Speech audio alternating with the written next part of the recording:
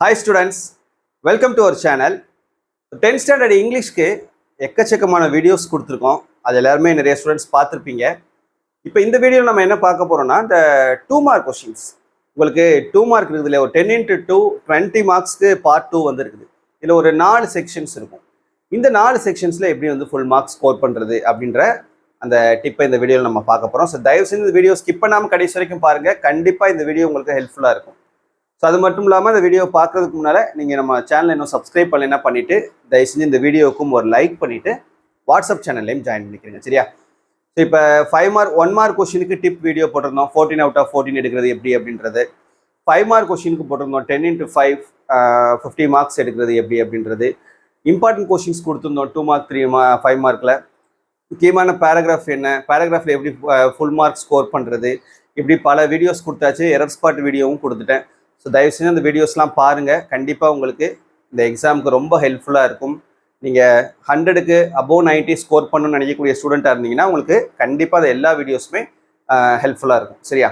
சரி, ஓகே. இப்போ நம்ம வந்து இந்த பார்ட் 2ல் எப்படி வந்து நம்ம 10 into 2 வந்து ஸ்கோர் பண்ணுறதுன்றதை பார்க்கலாம். இப்போ இதில் மொத்தம் நமக்கு 4 செக்ஷன்ஸ் இருக்குது. Section 1 question number 15 to 18. இதுல நமக்கு ப்ரோஸ்னுடைய கொஸ்டின் ஆன்சர்ஸ் இருக்கும், சரியா? கொஸ்டின் நம்பர் 15ல இருந்து 18 வரைக்கும் ப்ரோஸ்ல இருந்து கொஸ்டின் ஆன்சர்ஸ் நம்ம கேட்பாங்க. மொத்தம் 4 கொஸ்டின்ஸ் கேட்பாங்க. இந்த 4ல நம்ம எனி 3 சூஸ் பண்ணி எழுதணும், சரியா? இது மொத்தம் நமக்கு 3 into 2 6 மார்க்ஸ் கேட்பாங்க.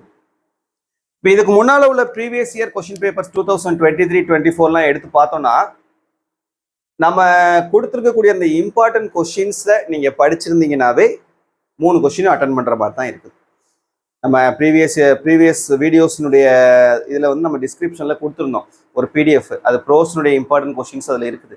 ஸோ அந்த கொஷின்ஸை நீங்கள் படிச்சிங்கனாலே 3 into 2 6 மார்க்ஸ் ஸ்கோர் பண்ணிடலாம். இந்த 2 மார்க் கொஷின்ஸ் எழுதும்போது சைடு ஹெட்டிங் போட்டு எழுதுங்க. இப்போ ஃபார் எக்ஸாம்பிளுக்கு அது இப்போ இந்த சீகல் லெசன் ஹிஸ் ஃபர்ஸ்ட் ஃப்ளைட்லேருந்து ஒரு கொஷின் ஏதாவது நம்ம எடுத்துக்கிறோமே, how was the young seagull's first fly. அப்போ இதுக்கு நம்ம சைட் ஹெட்டிங் என்ன கொடுக்கலாம்? Young seagull's first fly. ஏன்னா வெறும் ஃபர்ஸ்ட் ஃப்ளை மட்டும் கூட நம்ம என்ன பண்ணலாம், ஹெட்டிங்காக கொடுக்கலாம். கேபிட்டல் லெட்டரில் அந்த ஹெட்டிங்கை எழுதி அதுக்கப்புறம் ஆன்சர் எழுதுனீங்கன்னா பார்க்குறதுக்கு நீட்டாக இருக்கும். அப்போ 3 கொஷின்ஸுமே நீங்கள் அதே மாதிரியே எழுதுங்க. இதில் கண்டிப்பாக இந்த 4 கொஷினில் ஒரு கொஷின் வந்து உங்களுக்கு இன்டீரியர் கொஷினாக இருக்கும். இதற்கு முன்னால் நம்ம 2 இயர் கொஸ்டின் பேப்பர் பார்த்தோம்னா அதில் ஒரு கொஸ்டின் பேப்பரில் வந்து நமக்கு இன்டீரியர் கொஸ்டின் கேட்டிருக்காங்க. இன்னும் ஒரு வருஷம் கொஸ்டின் பேப்பரில் இன்டீரியர் கொஸ்டின் இல்லை. ஸோ அதனால் ஒரு கொஸ்டின் நமக்கு இன்டீரியர் கேட்கறதுக்கும் வாய்ப்புகள் இருக்குது. ஆனால் நீங்கள் இந்த இம்பார்ட்டன்ட் கொஸ்டின்ஸ் மட்டும் படிச்சிங்கனாவே 3 எழுதிடலாம். 3 into 2 6 மார்க் நீங்கள் ஸ்கோர் பண்ணிடலாம், சரியா? வேணா இந்த வீடியோட டிஸ்கிரிப்ஷன்லையும் உங்களுக்கு நான் அந்த பிடிஎஃப் தரேன், நீங்கள் டவுன்லோட் பண்ணி பார்த்துக்கோங்க. அடுத்து இதில் செக்ஷன் 2.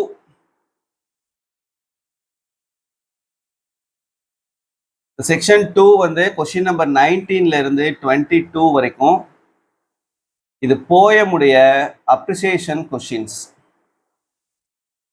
Appreciation question answers. இதுவும் உங்களுக்கு எனி 3 தான்.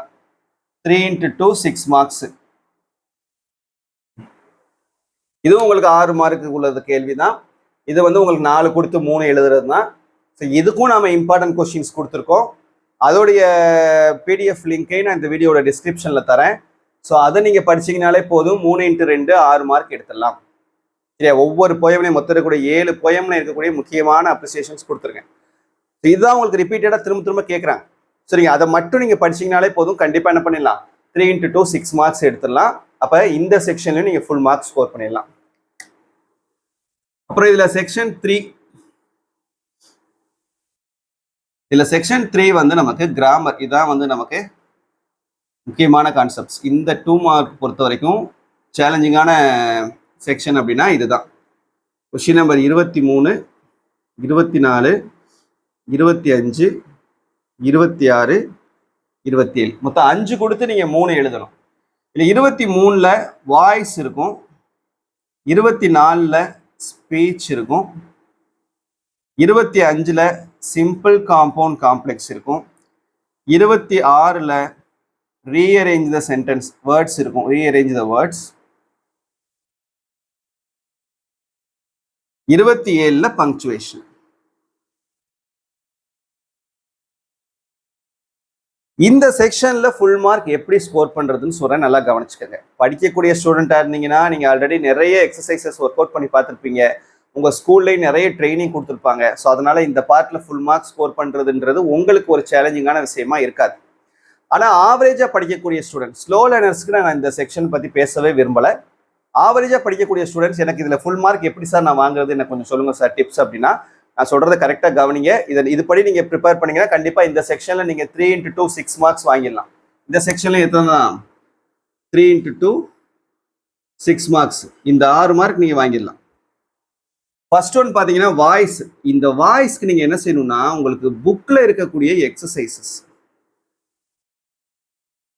உங்களுக்கு ஒரு புக்ல வந்து பேஜ் நம்பர் ஆல்ரெடி நான் சொல்லியிருந்தேன் ஒரு வீடியோல சொல்லும் போது கூட, அந்த புக்ல இருக்கக்கூடிய எக்ஸசைஸ் மட்டும் ஒர்க் அவுட் பண்ணி பாருங்க. ஒரு 3 எக்ஸசைஸ் இருக்கும், 3 ஹெட்டிங் இருக்கும் உங்களுக்கு எக்ஸசைஸ்ல.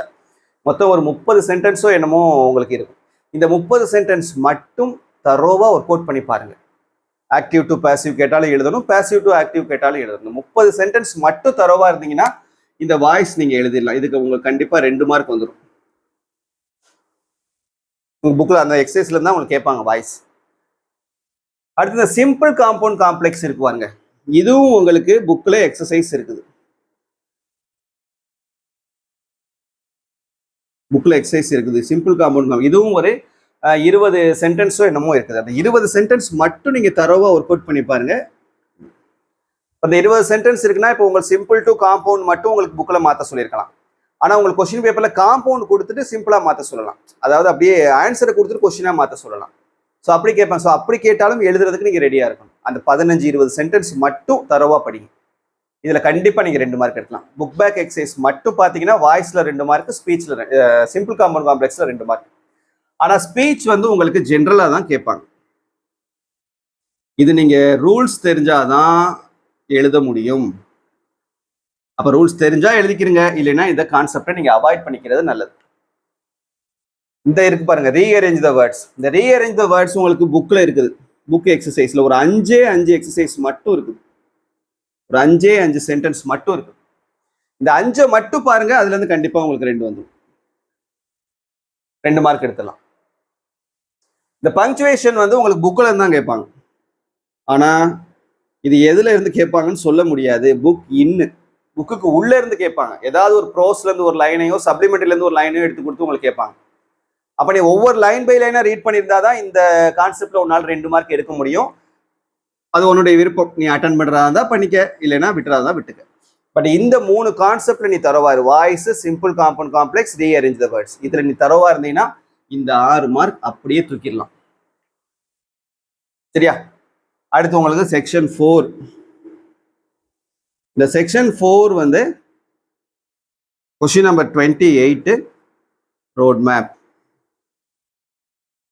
இந்த ரோட் மேப் வந்து ஈஸியான கான்செப்ட் தான்.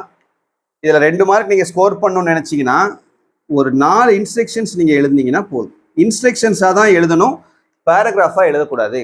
கோ straight and walk along the road, you will see the, you will cross the, இப்படிலாம் எழுதக்கூடாது.